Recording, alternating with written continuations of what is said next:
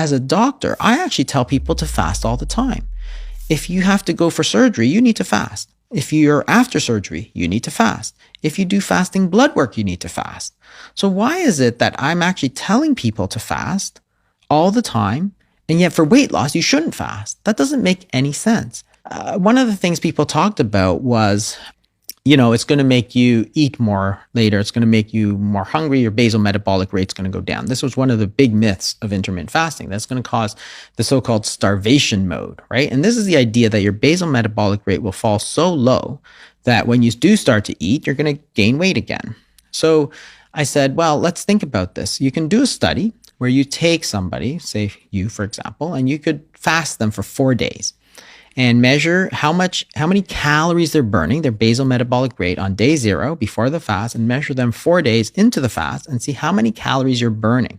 On day 0, they say you're burning, say, 2,000 calories a day. On day 4 of 0 food, you don't eat any food for 4 days. They measure how much calories you're burning. Your body is burning 2,200 calories. Your basal metabolic rate didn't go down. It went up. Your body's activating itself during fasting, which is fascinating because if you're trying to lose weight, dropping that basal metabolic rate is death. Like, if you drop that metabolic rate, it's so hard to lose weight. That's what the calorie-restricted diets did. That's what the low-fat diets did, the eating all the time did.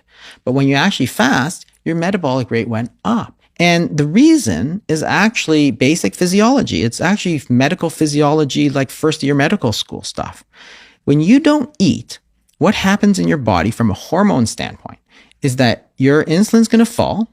You're going to allow your body to start using the calories that are in the body. At the same time, other hormones go up.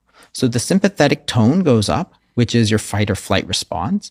Your cortisol levels go up because, again, it's an activation, and your growth hormone goes up because those hormones are going to start telling your body to start pulling calories out. So you're actually activating yourself. Brother Ndewo.